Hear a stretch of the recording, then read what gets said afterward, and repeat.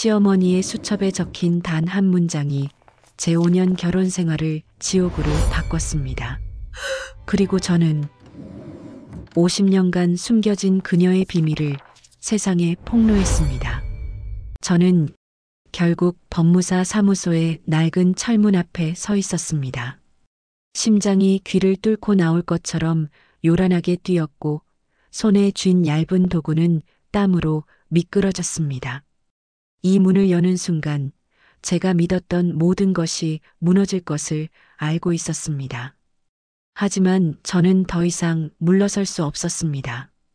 왜냐하면 일주일 전 저는 시어머니의 서랍 깊숙한 곳에서 발견한 낡은 수첩에 적힌 한 문장을 읽었기 때문입니다. 도연의 몫은 0으로 이 사실을 지수에게는 절대 무슨 일이 있어도 알리지 말 것. 저는 그 문장을 본 순간부터 제 5년간의 결혼 생활 전체가 거대한 사기극이었을지도 모른다는 공포에 시달렸습니다. 제 이름은 지수입니다. 저는 이 세상의 수많은 며느리 중에서도 지극히 평범했고 그저 남들보다 조금 더 노력하며 성실하게 살려고 발버둥 쳤던 여자였습니다. 결혼 생활 5년. 저의 삶의 유일한 목표는 오직 하나였습니다. 남편 도연 씨에게는 그림자처럼 든든한 아내가 되고 시부모님에게는 부족함 없는 완벽한 며느리가 되는 것. 남편은 겉으로 보기에 한없이 자상하고 다정했습니다. 퇴근 후에는 항상 제 손을 잡아주며 하루의 고단함을 위로했고 주말에는 제가 좋아하는 영화를 예약해두는 세심한 남자였습니다. 그리고 시부모님, 특히 시어머니 혜경 씨는 모두가 부러워하는 완벽한 시어머니의 표본이었습니다. 그녀는 언제나 최고급 소재의 실크 블라우스나 캐시미어 니트를 입고 있었고 은은하고 고상한 샤넬 향수를 풍겼습니다. 손가락에는 항상 작은 다이아몬드 반지가 빛났고 지적인 대화 속에서도 항상 저를 배려했습니다. 시댁 식구들 사이에서 저를 감싸주며 항상 말했죠. 우리 지수 편이야. 어머니는 노골적으로 남편에게까지 말했습니다. 우리 지수가 얼마나 고생하는지 알아야 한다. 내가 더 깎듯이 잘해야 한다. 저는 그 말 한마디 한마디에 가슴 벅찬 감사를 느꼈습니다. 제 마음속 깊은 곳에서 진심으로 믿었습니다. 아, 이것이 내가 노력해서 얻은 진정한 삶의 축복이구나. 나에게는 이 세상에서 가장 완벽하고 든든한 보호막 같은 시어머니가 있구나. 시어머니의 완벽함은 단순한 외모나 매너를 넘어 그녀의 존재 자체를 둘러싼 철옹성 같은 이미지였습니다. 그녀의 우아함은 마치 수십 년 동안 공들여 조각된 대리석 조각상처럼 감히 접근할 수 없는 숭고함마저 느끼게 했습니다. 아침 식탁에 앉을 때조차도 흐트러짐이 없었습니다. 숟가락을 드는 각도, 냅킨을 무릎 위에 놓는 방식, 심지어 커피잔을 들어 올리는 미세한 손목의 움직임마저도 치밀하게 계산된 듯 완벽했습니다. 저는 그녀에게서 단 한 번도 흐트러진 머리칼이나 주름진 옷깃, 혹은 날카로운 목소리를 들어본 적이 없었습니다. 그녀의 서재는 고전 문학과 예술 서적으로 가득 차 있었고 그녀가 주최하는 자선 바자회나 봉사활동은 언제나 지역 사회의 화제가 되었습니다. 그녀가 입 밖에 내는 모든 단어는 사려 깊고 교양 있었으며 누군가를 비판할 때조차도 직접적인 언어를 사용하지 않고 우회적인 표현을 사용했습니다. 항상 말했죠. 우리 지수는 정말 착하고 현명해서 제가 오히려 배웁니다. 저는 그녀의 완벽한 아우라 속에서 보호받는 듯한 착각에 빠졌습니다. 그녀는 제가 만난 가장 지적이고 가장 도덕적이며 가장 숭고한 여성이었습니다. 그 완벽함은 저에게 사랑의 증거이자 제가 이 가문에 완전히 받아들여졌다는 안도감을 주었습니다. 이 완벽한 삶이 영원할 것이라고 저는 한치의 의심도 없이 확신했습니다. 하지만 돌이켜보면 그때 제가 느꼈던 그 모든 평화와 완벽함은 너무나도 기이하고 부자연스러웠습니다. 마치 치밀하게 계산되어 틈 하나 없이 무대에 올려진 완벽한 연극의 한 장면을 보는 것처럼 말이죠. 저는 그녀가 제게 베푼 그 모든 사려 깊은 친절과 따뜻한 미소가 훗날 제 목숨을 조여올 차갑고 단단한 올감이었다는 것을 그때는 꿈에서조차 감히 상상하지 못했습니다. 저의 평온했던 일상에 처음으로 날카로운 금이 가기 시작한 것은 시아버지께서 갑작스럽게 병원으로 돌아가신 지 정확히 석 달이 되던 날이었습니다. 잔인하리만큼 화창했던 가을날이었죠. 시아버지는 평생을 절약하며 검소하게 사셨지만 우리가 예상했던 것보다 훨씬 더 큰 규모의 재산을 남기셨습니다. 상속 절차는 복잡했고 시어머니는 유언장을 포함한 모든 법률 서류 처리와 행정 업무를 혼자 도맡으셨습니다. 어머니는 늘 말씀하셨죠. 너희가 이런 복잡한 것까지 신경 쓸 필요 없다. 내가 변호사와 상의해서 깔끔하게 처리하겠다. 저는 며느리로서 당연히 경험 많고 능력 있는 시어머니의 판단을 전적으로 따르는 것이 도리라고 생각했습니다. 상속이라는 분야는 너무 어렵고 복잡해서 저는 그저 어머니를 믿고 모든 것을 일임하는 것이 가장 현명하다고 스스로를 수백 번 설득했습니다. 하지만 어느 날 오후 제 인생을 송두리째 바꿔놓을 그 순간이 찾아왔습니다. 시어머니 방에 가장 깊숙한 서랍장을 정리하다가 우연히 발견한 낡고 작은 수첩 하나. 그것은 어머니가 평소 사용하던 우아한 가죽 수첩과는 완전히 다른 낡고 모서리가 다른 검은색 공책이었습니다. 공책 안에는 빽빽하게 마치 암호처럼 글씨들이 쓰여 있었는데 내용은 전부 이해할 수 없는 법률 용어와 알 수 없는 날짜 그리고 낯선 사람들의 이름이었습니다. 저는 법률 지식이 전무했지만 그 낯선 이름 옆에 적힌 단어들은 제 심장을 강하게 압박했습니다. 소송, 유언장 무효, 증여 취소.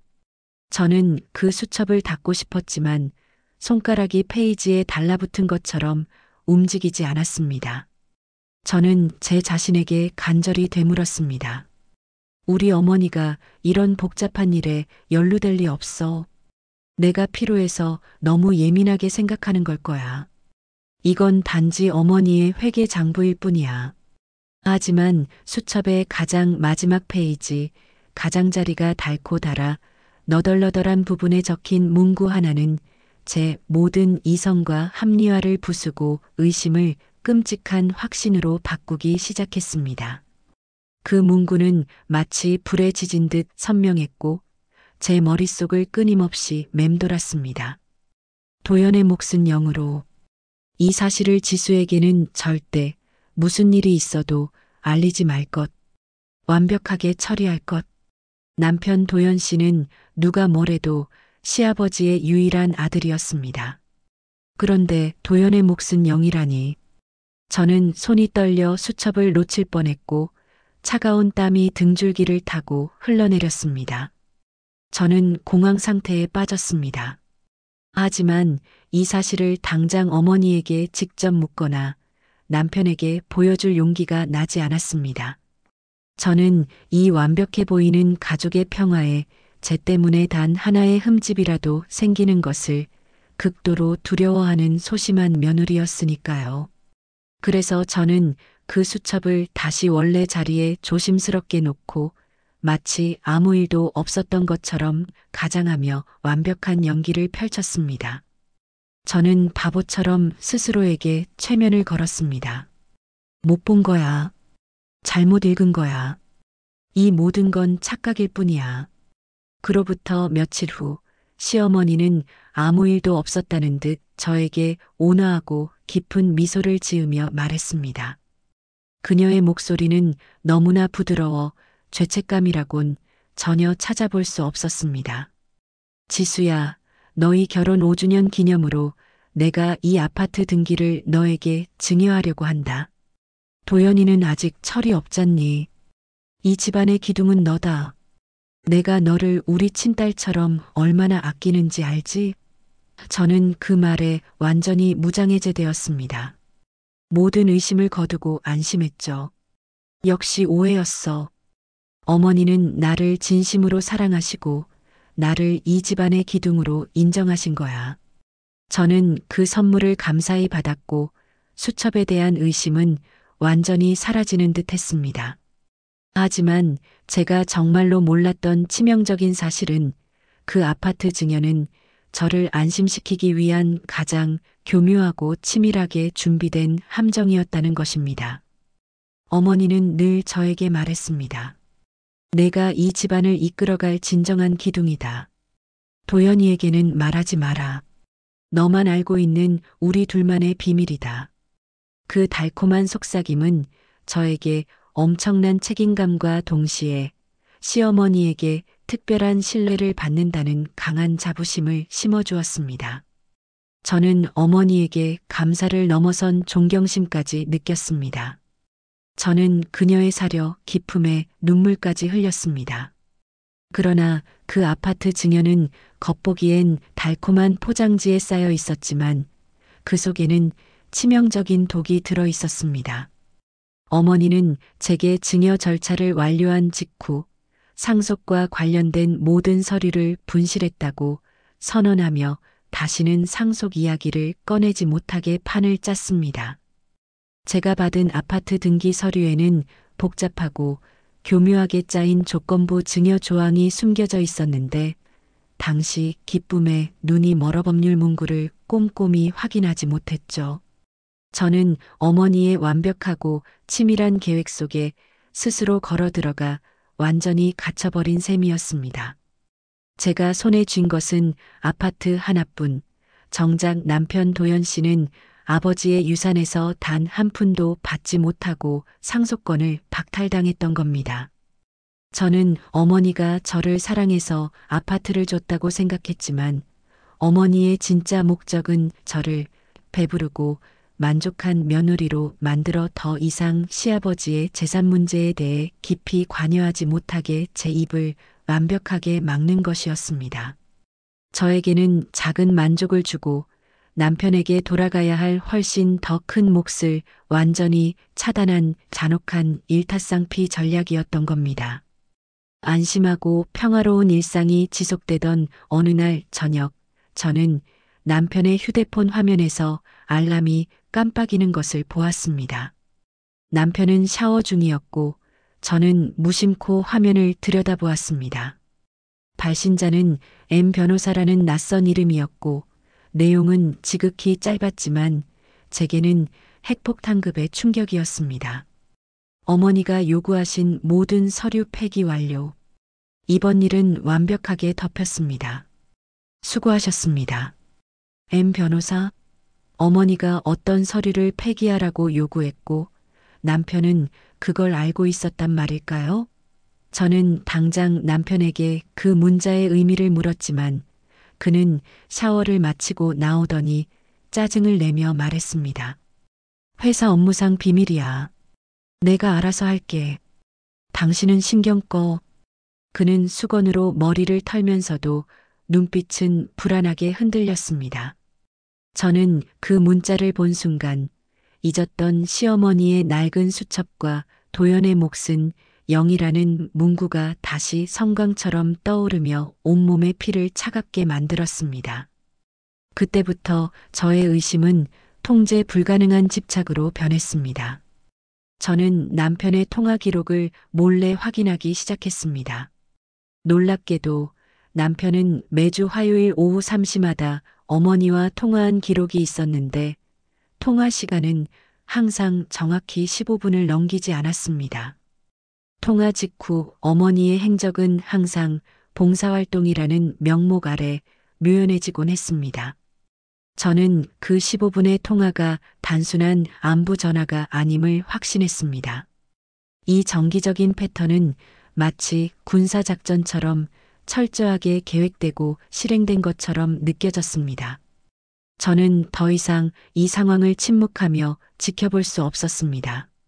저는 다음 화요일 시어머니가 평소처럼 봉사활동을 간다며 집을 나서는 순간부터 그녀를 미행하기 시작했습니다. 미행은 쉽지 않았습니다. 시어머니는 운전을 하면서도 백미러를 수시로 확인하는 듯했고 마치 자신이 추적당하는 것을 알고 있는 사람처럼 신경질적이었습니다. 그녀는 평소에 우아한 복장이 아닌 누가 봐도 눈에 띄지 않으려는 듯 수수하고 낡은 옷차림이었습니다. 그녀는 우리 동네를 벗어나 고속도로를 탄 뒤 서울 외곽의 낡고 허름한 아파트 단지로 들어섰습니다. 그곳에는 봉사활동 센터는커녕 단지 입구에 낡은 법무사 사무소 간판만이 희미하게 빛나고 있었습니다. 저는 심장이 터져나갈 것 같은 고통을 느끼며 건물 외벽에 기대어 숨을 죽였습니다. 몇 분 뒤 저는 제 눈을 의심할 수밖에 없는 장면을 목격했습니다. 시어머니가 그 낡은 법무사 사무소에서 나왔는데 그녀를 배웅하는 사람은 다름 아닌 남편의 휴대폰에서 받아낸 변호사였습니다. 두 사람은 친밀하게 악수를 나누며 무언가 비밀스러운 대화를 나누는 듯 했습니다. 어머니의 얼굴에는 긴장감과 동시에 일종의 만족감이 서려 있었습니다. 그리고 시어머니가 차에 올라타는 순간 저는 또 하나의 충격적인 사실을 깨달았습니다. 그녀가 운전한 차는 제가 알던 럭셔리한 외제차가 아니었습니다. 그것은 완전히 다른 번호판을 단 낡고 평범한 승용차였습니다. 이중 번호판, 이중 생활. 그녀의 가면은 완벽했습니다. 그녀는 두 개의 삶을 살고 있었습니다. 하나는 제게 보여준 완벽한 시어머니로서의 삶, 그리고 다른 하나는 제가 상상조차 할 수 없었던 비밀스럽고 음흉한 범죄자의 삶. 저는 숨막히는 진실의 문턱에 서 있었습니다. 이제 저는 어머니가 그 법무사 사무소에서 도대체 무엇을 하고 있었는지 그 비밀의 실체를 알아내야만 했습니다. 저는 시어머니의 이중 생활을 알게 된 그날 밤부터 단 한순간도 편히 잠들 수 없었습니다.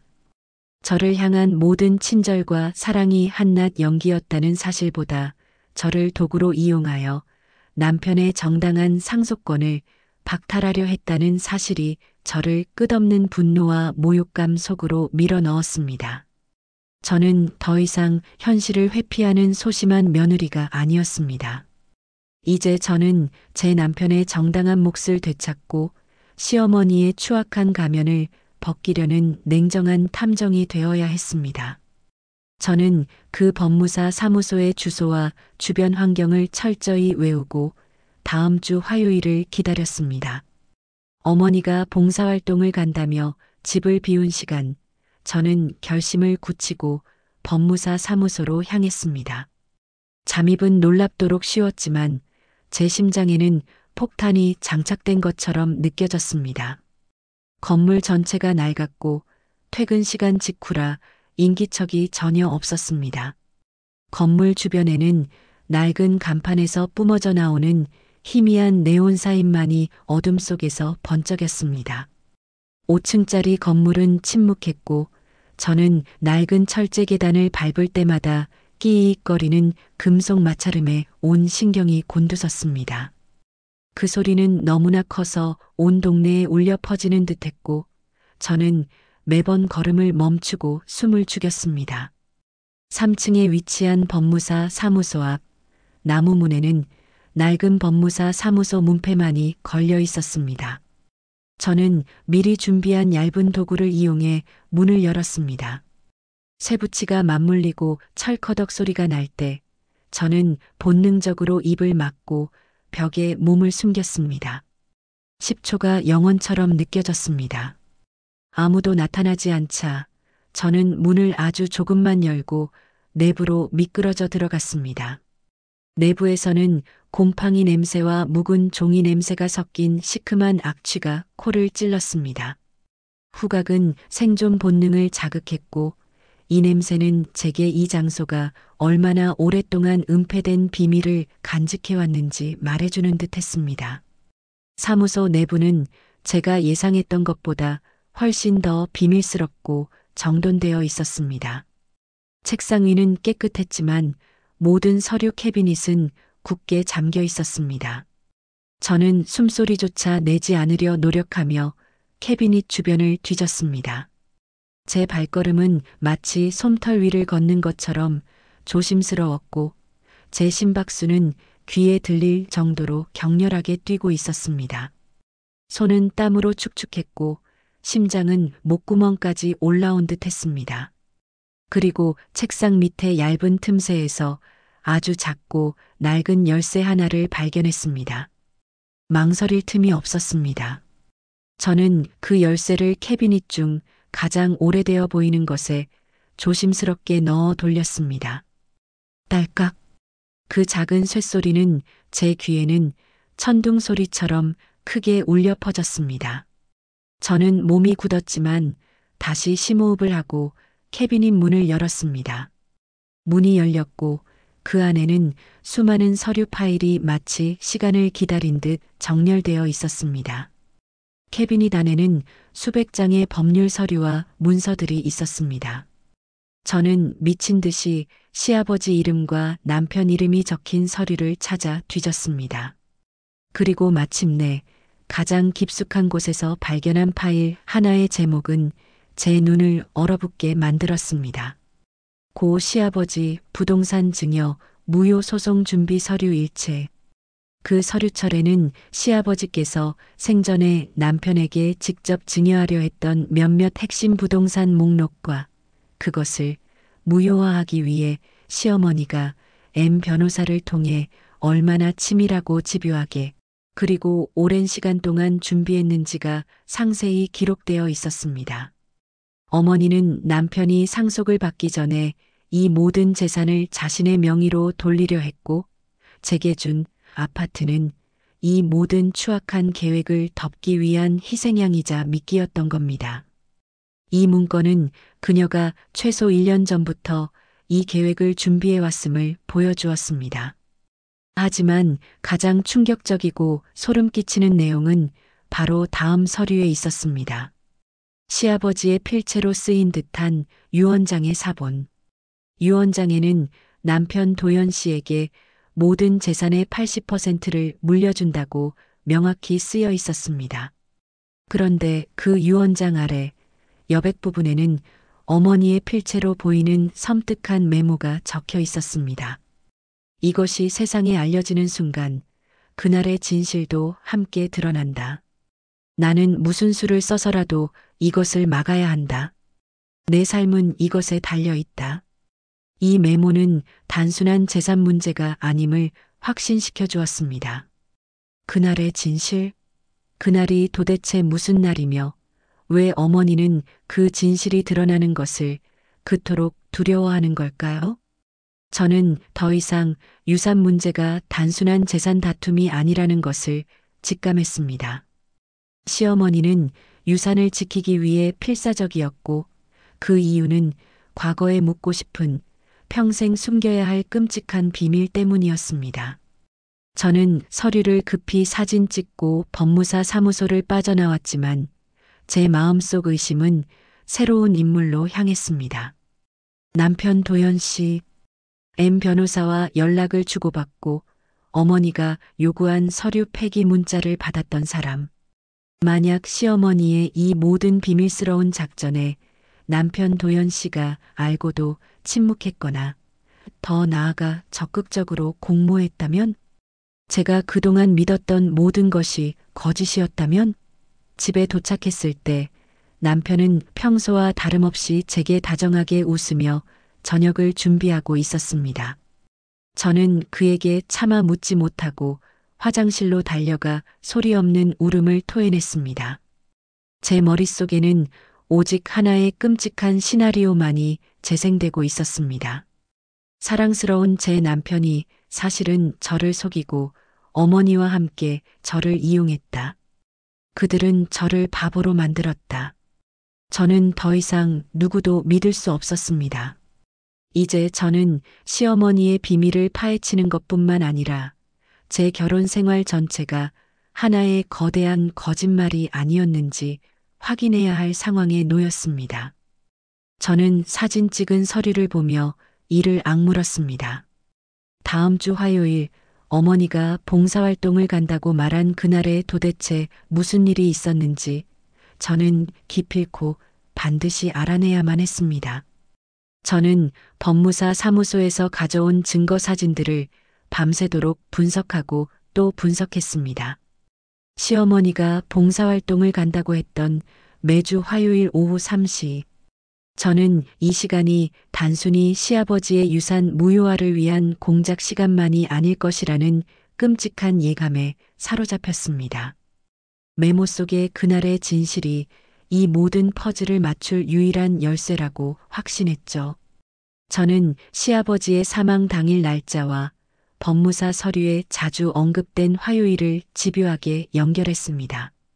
시아버지가 돌아가신 날은 목요일이었지만 그 전주는 화요일이었습니다. 저는 결정적인 단서를 찾기 위해 남편 도현 씨의 서재를 뒤지기 시작했습니다.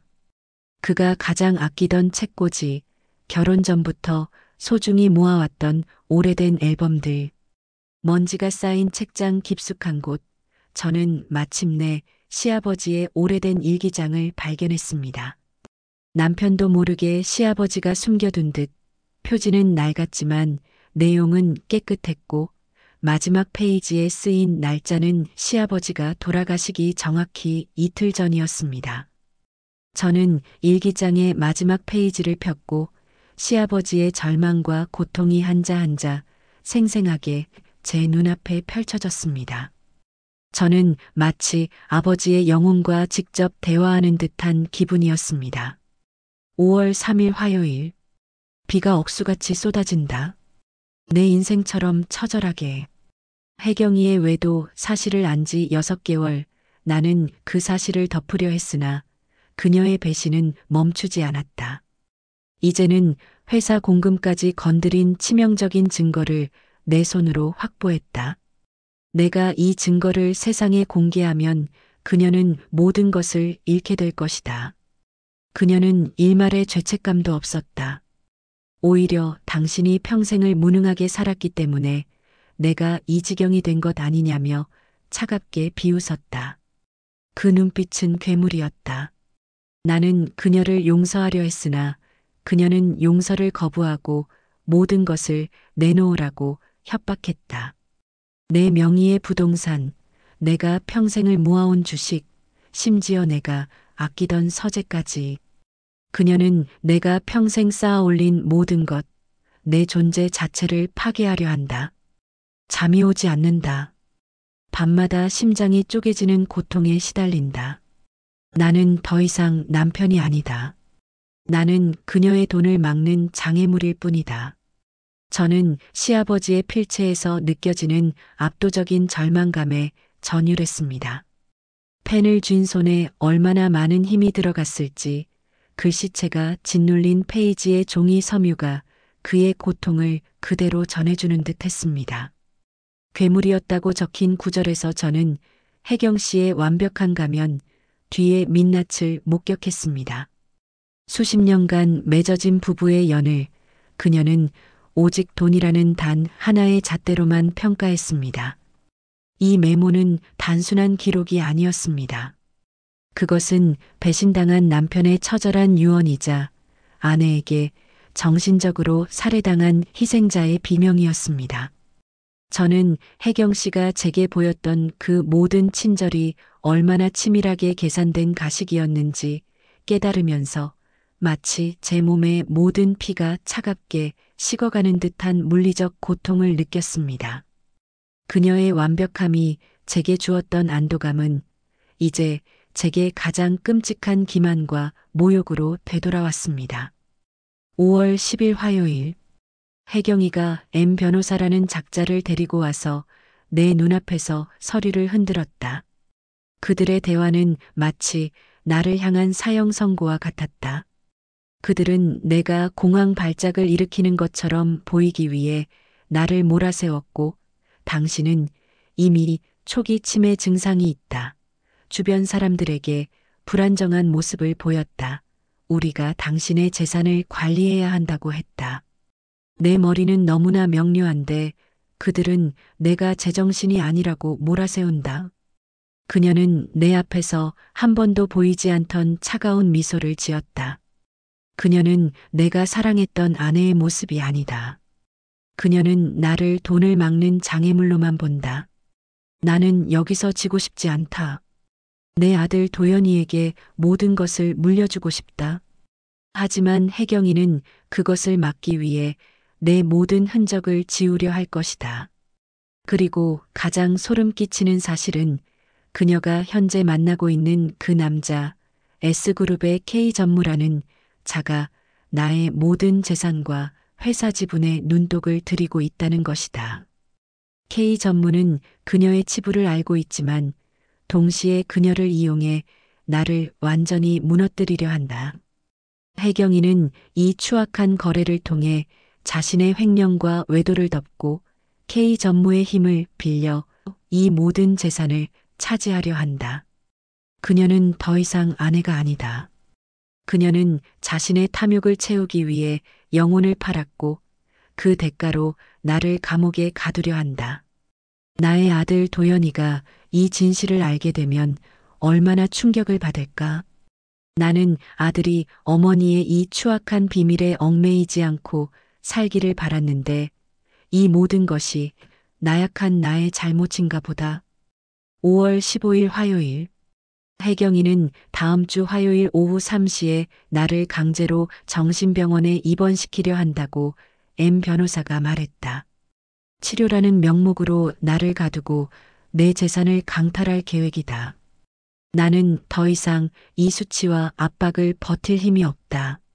내 육신이 그녀의 감옥에 갇히는 것을 견딜 수 없다.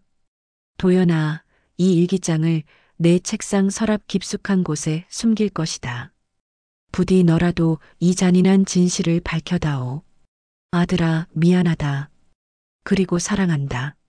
시아버지는 아내의 지속적인 정신적 압박과 재산 강탈 시도에 결국 스스로 목숨을 끊으려 자살을 시도하셨고 병원으로 옮겨졌지만 끝내 돌아가셨습니다. 시어머니가 말했던 봉사활동은 사실 시아버지를 파멸시키려던 가장 치밀한 공작 시간이었던 겁니다. 그리고 시아버지의 죽음은 단순한 병사가 아니었습니다. 그것은 시어머니의 압박과 배신이 낳은 의도된 결과였습니다. 저는 모든 진실을 알게 된 순간 온몸의 세포가 얼어붙는 듯한 소름을 느꼈습니다. 제 눈앞에 펼쳐진 것은 단순한 유산 다툼이 아니라 아내에 의한 남편의 극단적인 정신적 살인이었고 제가 그 살인자의 완벽한 공범으로 심지어 그녀의 치밀한 계획의 일부로 이용당하고 있었다는 사실이었습니다. 저는 떨리는 손으로 일기장을 들고 거실로 나갔습니다. 남편 도연 씨는 소파에 앉아 아무렇지도 않은 듯 평화롭게 TV를 보고 있었습니다. 그의 편안한 모습이 저를 더욱 미치게 만들었습니다. 저는 일기장을 그의 눈앞에 던지며 소리쳤습니다. 제 목소리는 분노와 절망 그리고 배신감으로 완전히 갈라져 있었습니다. 도연 씨, 이게 대체 뭐예요? 당신 아버지 일기장이에요. 시어머니가 아버지를 어떻게 정신적으로 살해했는지, 당신 몫을 왜 0으로 만들었는지 다 적혀 있잖아요. 당신은 이걸 알고도 침묵한 거죠? 당신도 엄마와 한통속이었어요? 나를 속인 거예요. 남편은 아무 말 없이 일기장을 읽었습니다. 그의 눈동자는 동요 없이 일기장의 글자들을 따라갔지만 그의 안색은 마치 창백한 대리석처럼 굳어갔습니다. 저는 그의 무덤덤함 속에서 두려움이 아닌 오래된 체념을 읽어냈습니다. 그의 침묵은 수많은 밤 동안 그를 괴롭혀온 죄책감과 비밀의 무게를 웅변하는 듯 했습니다. 그는 일기장을 테이블에 내려놓았고 그 소리는 작은 충격파처럼 방 안에 퍼졌습니다. 그는 낮게 가라앉은 목소리로 제게 말했습니다. 그의 목소리에는 변명을 가장한 자기 합리화가 깊이 배어 있었습니다. 쉿, 소리 질러서 뭐 하자는 거야? 진정해, 지수야. 이 모든 게 사실이라 해도 우리가 얻을 게 뭐 있겠어? 아버지는 돌아가셨어. 이제 와서 이 진실을 파헤치면 어머니는 물론 우리 가문 전체가 무너져. 당신은 그 파국을 원하는 거야? 저는 그의 말을 잘라냈습니다. 진정? 지금 당신 아버지의 유언과 어머니의 살인 공작이 드러났는데 내가 어떻게 진정해요? 당신은 이 모든 걸 언제부터 알았어요? 내가 아파트를 받기 전부터 알고 있었던 거 아니에요? 당신은 당신의 명예와 엄마의 안위를 위해 나를 바보로 만들고 이 모든 진실을 묻으려 했잖아요. 저는 그의 눈을 똑바로 응시했습니다. 제 눈빛은 더 이상 소심한 며느리의 눈빛이 아니었습니다. 그것은 배신에 상처받고 분노로 무장한 여인의 날카로운 칼날이었습니다. 결국 체념한 남편은 충격적인 사실을 고백했습니다. 그의 어깨는 무너져 내렸고 그는 마치 고해성사를 하듯 나지막이 속삭였습니다. 솔직히 말할게. 그 일기장 내가 먼저 발견했어. 아버지가 돌아가신 직후에 아버지가 날 위해 남긴 마지막 편지나 다름없었지. 그리고 내 손으로 없애려고 했어. 나는 이 진실을 영원히 묻고 싶었어. 나는 어머니의 치부가 드러나는 것을 막고 싶었어. 그리고 어머니가 아파트 너한테 증여하자고 했을 때 내가 먼저 어머니한테 제안했어. 내가 먼저 이 모든 걸 영원히 덮자고 이혼하지 않고 우리 셋이 이 비밀을 지키자고 제안한 거야. 저는 뒤로 휘청거렸습니다. 제가 예상했던 모든 시나리오 중 가장 끔찍하고 치명적인 반전이었습니다. 저는 그에게 달려들 듯 다가섰습니다. 당신이 먼저 왜 나를 이용했어? 왜 아버지의 유언을 묻으려 했냐고. 당신은 아버지의 마지막 절규를 짓밟은 거나 마찬가지야. 남편은 이성을 잃지 않으려 애쓰며 자신의 행동을 합리화했습니다. 아버지의 명예를 지키려고 그랬어. 당신이 일기장을 똑바로 읽었으면 알 거 아니야. 어머니의 외도, 회사 공금, 횡령, 이게 세상에 드러나면 어떻게 될지 알아? 어머니의 외도 상대가 S그룹 K 전무라는 사실까지 세상에 알려지면 우리 가문 전체가 사회에서 매장당해. 내 명예, 내 회사에서의 입지 다 무너져. 나는 그걸 막으려 했어. 나는 가족 전체를 파멸해서 지키려 했던 거야. 저는 그의 변명을 짓밟았습니다. 당신은 아버지를 사랑한 게 아니야. 당신은 당신의 평판을 사랑한 거야.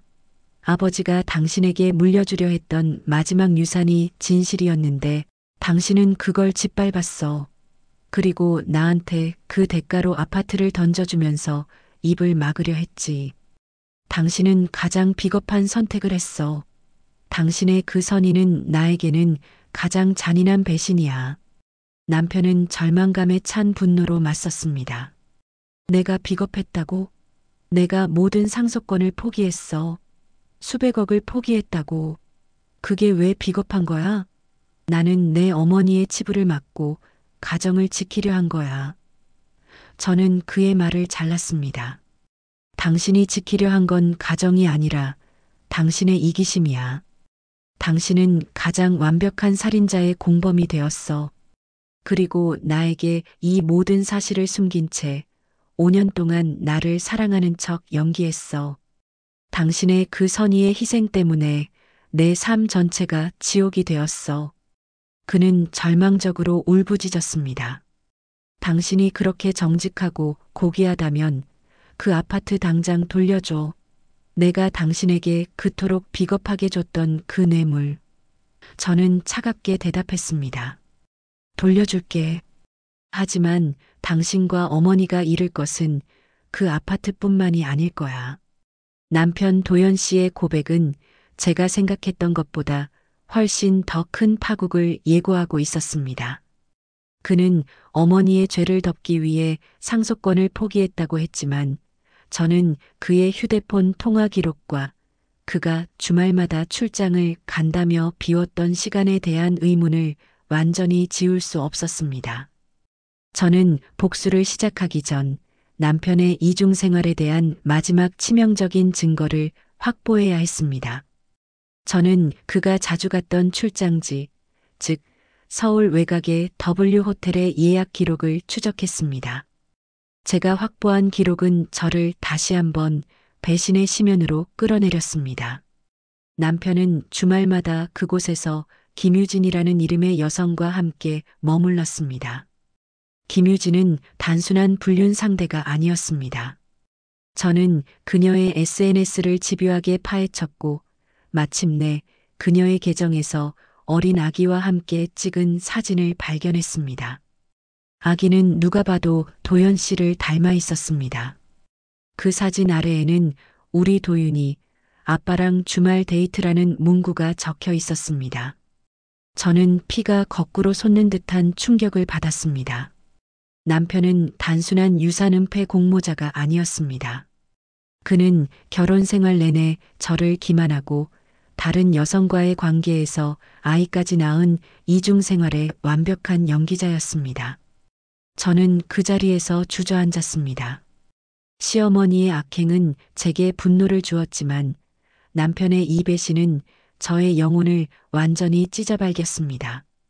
그의 모든 다정함과 사랑한다는 말은 저를 묶어두기 위한 완벽하고 잔인한 거짓말이었던 것입니다. 저는 이 모든 진실을 마주하며 저의 복수가 정의 시련을 넘어선 제 삶 전체를 되찾기 위한 처절한 전쟁이 되어야 함을 깨달았습니다. 저는 M 변호사에게 이 증거를 보냈습니다. 이것은 도연 씨의 은폐 공모와 무관한 사적인 영역의 치명적인 증거입니다. 당신은 이것을 이용해 그를 완벽하게 무너뜨릴 수 있습니다. 당신이 이 증거를 공론화하지 않는다면 저는 당신의 공모 증거를 대중에게 공개할 겁니다. 선택하세요. M 변호사는 공포에 질린 목소리로 제게 연락했습니다. 그의 목소리에는 생존을 향한 간절함만이 남아 있었습니다. 지수 씨, 저는 당신에게 협력하겠습니다. 도연 씨의 모든 치부는 제가 정리하겠습니다. 제발 제 명예만은 지켜주십시오. 저는 단지 법적 조언을 했을 뿐입니다. 사모님과 도연 씨의 공모가 이 모든 일을 만들었습니다. 저는 M 변호사를 협박하여 저의 편으로 만들었습니다.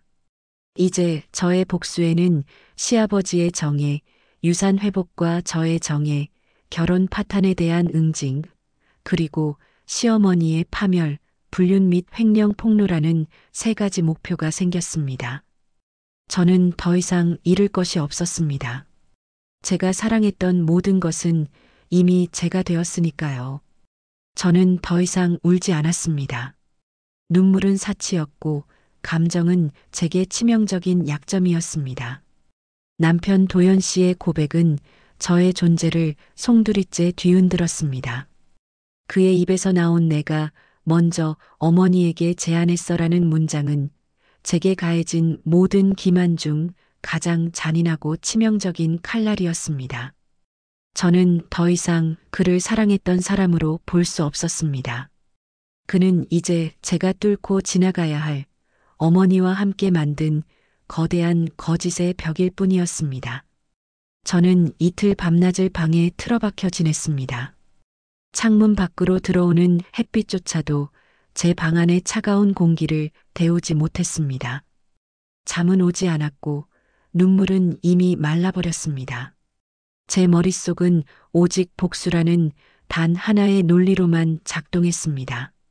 그들의 배신이 저의 모든 합리성과 감정을 짓밟았기에 저 역시 그들이 가장 소중히 여기는 것을 짓밟아줄 차례였습니다.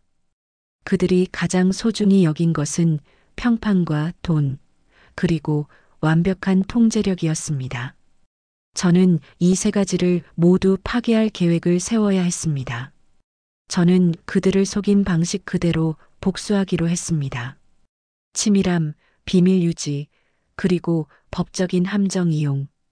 법무사 사무실에서 확보한 증거와 시아버지의 일기장, 그리고 제가 받은 조건부 증여 계약서를 분석하는 과정은 마치 복잡한 암호를 해독하는 과정과 같았습니다. 저는 밤새도록 법률 관련 서적과 인터넷 자료를 뒤졌습니다. 법학 비전공자인 저에게 법률 용어는 너무나 어려웠지만 제가 살아남기 위한 유일한 생존 매뉴얼이었습니다. 저는 증여 취소의 법리, 상속 포기의 무효성, 그리고 공모에 의한 기망행위에 대한 모든 판례와 학설을 탐독했습니다. 어머니와 남편이 저를 향해 던진 모든 법적 올가미를 하나하나 해체하고 그것을 다시 그들에게 되돌려줄 수 있는 완벽한 법적 논리를 찾아야 했습니다. 저의 복수 계획의 핵심은 조건부 증여 계약의 역이용이었습니다. 제가 받은 아파트는 겉보기엔 선물이었지만 어머니는 제가 나중에 자신의 명예를 훼손할 경우 증여를 취소할 수 있는 조항을 넣어두었습니다. 즉, 제가 진실을 말하면 아파트를 잃게 되는 함정이었습니다.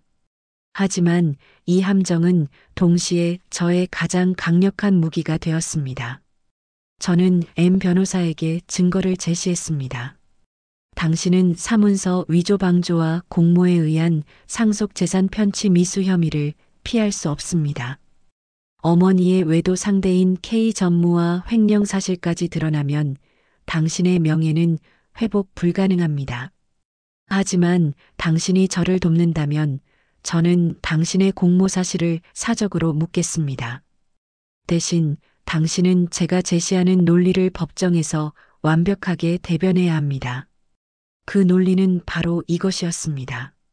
남편이 아버지의 명예를 지키기 위해 상속을 포기한다는 거래를 했다는 사실 자체가 제게 준 아파트의 증여가 순수한 선의가 아닌 대가성 거래, 즉 입막음을 위한 뇌물이었음을 증명하는 치명적인 증거였습니다. 제가 어머니의 명예를 훼손하여 증여가 취소되더라도 남편의 상속 포기 자체가 어머니의 공모에 의한 사기 또는 강박에 의한 법률 행위이므로 그 상속 포기 취소 자체가 원인 무효가 될 수 있다는 법적 허점을 발견했습니다. 저는 이 논리를 통해 이 싸움에서 오직 저만이 유일하게 정당한 위치를 차지할 수 있음을 확신했습니다.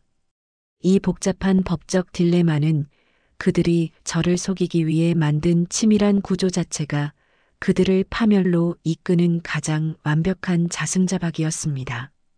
제 손은 떨렸지만 머리는 놀랍도록 냉정했습니다. 저는 이제 더 이상 며느리 지수가 아니었습니다. 저는 그들의 모든 기만을 되돌려줄 복수의 화신이었습니다. 마침내 M 변호사 사무실에서 최종 합의 회의가 열리는 날이 다가왔습니다. 그날 아침 저는 거울 앞에서 저 자신을 바라보았습니다. 5년 전에 저는 사라졌고 그 자리에는 단단한 눈빛과 차가운 결의만이 남아 있었습니다. 시어머니 혜경 씨는 여전히 완벽한 우아함을 유지하려 애썼지만 그녀의 눈빛에는 깊은 불안감이 서려 있었습니다. 남편 도현 씨는 저를 애써 무시하려 했지만 그의 손은 테이블 밑에서 끊임없이 떨리고 있었습니다. M 변호사는 창백한 얼굴로 회의를 진행했습니다. 사무실의 공기는 무겁고 차가웠고 세 사람 사이에는 보이지 않는 날카로운 칼날이 떠다니는 듯 했습니다.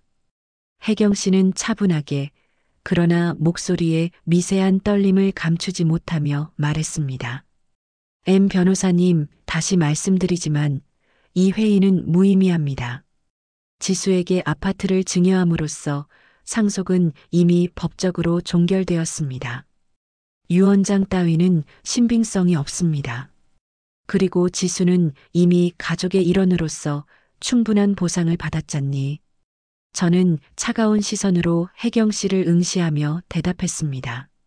어머니, 이 회의는 상속 종결을 위한 것이 아닙니다. 어머니의 모든 기만과 죄를 종결하는 자리입니다. 그리고 제가 받은 보상은 대가성 뇌물이었지 어머니의 순수한 선의가 아닙니다. 당신의 모든 행동은 계산된 기만 행위였습니다. 남편 도연은 짜증 섞인 목소리로 저를 다그쳤습니다. 지수야, 당신이 원하는 게 뭐야? 당신이 받은 아파트면 충분하잖아. 더 이상 일을 크게 만들지 마. 아버지의 명예를 생각해야지. 당신이 이러는 건 너무 이기적이야. 저는 남편의 시선을 정면으로 맞받으며 대답했습니다. 아버지의 명예? 당신이 아버지의 명예를 운운할 자격이 있나요? 당신은 당신의 명예를 위해 아버지의 죽음과 어머니의 외도, 횡령을 은폐하기로 거래했잖아요. 당신은 아버지의 마지막 유언을 짓밟고 나를 도구로 사용했어. 게다가 당신이 지키려 했던 그 명예가 당신의 숨겨진 아이 때문에 이미 산산조각 났다는 걸 알면서도 내게 이런 말을 할 수 있나요? 혜경 씨와 도연 씨의 얼굴은 동시에 경악으로 얼어붙었습니다. 혜경 씨는 소리쳤습니다. 숨겨진 아이? 그게 무슨 소리야, 도연아. 도연 씨는 저를 증오와 공포가 뒤섞인 눈으로 바라봤습니다. 저는 그들의 경악을 즐기지 않았습니다. 오직 냉정한 확신만이 저를 지탱했습니다. 저는 시아버지의 일기장 복사본과 함께 남편의 불륜 및 숨겨진 아이에 대한 증거 서류를 테이블 중앙에 던졌습니다. 저는 혜경 씨에게 단호하게 말했습니다. 어머니, 당신의 완벽한 아기는 당신의 외도 상대인 S그룹 K 전무의 이름까지 세상에 드러내게 할 겁니다. 당신은 횡령과 외도, 그리고 살인 은폐 공모죄로 모든 것을 잃게 될 겁니다. 그리고 도연 씨에게는 최후의 일격을 가했습니다. 도연 씨, 당신은 아버지의 명예를 지키려 수백억을 포기했지만 정작 당신의 명예는 당신의 탐욕과 불륜으로 인해 나락으로 떨어졌습니다. 저는 당신의 아버지를 사랑한다는 명분으로 당신을 용서하려 했지만 당신의 숨겨진 아이는 저의 모든 인내심을 부쉈습니다. 당신은 이혼 위자료와 숨겨진 아이에 대한 양육비 소송을 동시에 감당하게 될 겁니다. M 변호사는 공포에 질려 떨고 있었지만 결국 저의 편에 서서 상황을 정리하기 시작했습니다. 그는 혜경 씨에게 말했습니다. 사모님, 증거가 너무나 완벽합니다. 지금 진실을 인정하지 않으면 사모님은 형사처벌까지 피할 수 없습니다. 혜경 씨는 광분하며 소리쳤습니다. 당신까지 나를 배신해? 당신이 이 모든 걸 처리해 주기로 했잖아. 당신은 내 변호사야. 저는 혜경 씨를 차갑게 막았습니다. 어머니, 변호사님은 살기 위해 진실을 택하신 겁니다. 이제 당신은 두 가지 중 하나를 택해야 합니다. 첫째, 모든 죄를 인정하고 유산에서 완전히 배제되며 제가 당신의 횡령과 외도, 사실을 언론에 공론화하는 것을 막거나, 둘째, 모든 것을 부인하고 법정에서 당신의 치부와 K 전무의 이름이 동시에 공개되는 것을 감수하는 것. 혜경 씨는 절망적으로 주저앉았습니다. 그녀의 우아한 가면은 찢어졌고 짐승 같은 절규가 사무실에 울려 퍼졌습니다. 저는 최종 결론을 내렸습니다. 결국 어머니는 살인 은폐를 위해 모든 것을 잃었고 도연 씨, 당신은 아버지의 유산, 명예, 그리고 저라는 아내까지 모두 잃게 된 겁니다. 이 모든 파국은 당신들의 탐욕과 비겁함이 만든 것입니다. 당신들이 제게 가르쳐 준 대로 저는 이 모든 것을 완벽하게 처리했습니다. 저는 그들의 눈빛을 피하지 않고 마주했습니다. 저는 그들의 거짓말 속에서 태어난 가장 강력한 진실이었으니까요. 그녀가 던진 서류 뭉치가 벽에 부딪혀 산산이 흩어졌고 저는 그 혼란 속에서 조용히 그 사무실을 떠났습니다. 뒤에서 들려오는 시어머니의 절규와 남편의 체념 어린 신음소리는 저의 복수가 완벽하게 성공했음을 알려주는 승리의 교향곡과 같았습니다. 결국 시어머니는 유산상 속에서 완전히 배제되었고 제가 확보한 증거 덕분에 시아버지 사망 관련 의혹에 대한 재조사가 시작되었습니다. 그녀가 그토록 지키려 했던 명예와 재산은 한순간에 무너졌습니다. 그녀의 완벽했던 가면은 완전히 벗겨졌고 평생 쌓아 올린 사회적 지위는 회복 불가능한 상처를 입었습니다. 그녀는 모든 것을 잃었습니다. 그리고 남편 도현 씨, 그는 모든 재산을 포기한 채 집을 나섰습니다. 그는 저를 끝까지 용서하지 않았고 저는 그를 용서할 수 없었습니다. 그는 자신의 선의가 왜 배신이 되었는지 끝까지 이해하지 못하는 듯 했습니다. 저희는 이혼 서류에 서명했습니다. 단 한 번의 눈물도, 단 한 번의 다툼도 없었습니다. 저희의 관계는 이미 진실이라는 칼날 아래에서 오래전에 죽어 있었으니까요. 저는 복수에 성공했습니다. 정의는 실현되었고 시아버지의 명예는 간접적으로나마 회복될 기회를 얻었습니다. 저는 재산 대부분을 법적 절차에 따라 정리하여 시어머니의 죄를 밝히는데 필요한 공익적 목적으로 기부했습니다. 저는 돈이 필요했던 것이 아니라 진실이 필요했으니까요. 복수를 끝낸 후 저는 텅 빈 집에서 혼자 앉아 있었습니다. 거실에는 더 이상 시어머니의 온화한 미소도 남편의 다정한 목소리도 없었습니다. 저는 마침내 평화를 얻었지만 그 평화는 차갑고 무거웠습니다. 저는 얻은 것과 잃은 것을 비교했습니다. 진실은 얻었지만 가족과 사랑, 그리고 저의 평범했던 삶 전체를 잃었습니다. 저는 진정한 승리자가 맞을까요? 시어머니는 제게 모든 것을 잃게 한 명확한 악역이었지만 남편은 아버지를 사랑한다는 명분으로 저를 버린 이해할 수 없는 사람이었습니다. 결국 저는 가장 사랑했던 두 사람의 배신을 겪고 홀로 남겨진 것입니다. 저는 창밖을 바라보며 나지막이 속삭였습니다. 어머니의 완벽한 악의는 제게 강력한 분노를 주었고 남편의 선의를 가장한 기만은 제게 깊은 절망을 주었습니다. 두 사람 모두 거짓을 택했지만 남편의 거짓이 제게는 더 잔인했습니다. 왜냐하면 저는 그를 진심으로 믿었고 저의 삶 전체를 완전히 맡겼기 때문입니다. 저는 이제 이 모든 경험을 통해 강인한 여성으로 다시 태어났습니다. 저는 이제 다시 시작합니다. 홀로, 그러나 진실을 아는 강인함으로 저는 이제 새로운 삶을 시작해야 합니다. 상처 입었지만 이 모든 진실을 알게 된 강인한 저로 살아가야 합니다. 저는 이 모든 이야기를 당신에게 들려주었습니다. 당신이라면 저를 이해할 수 있을까요? 아니면 저를 잔인한 복수자로 비난할까요? 당신은 남편의 그 선의의 배신을 용서할 수 있습니까?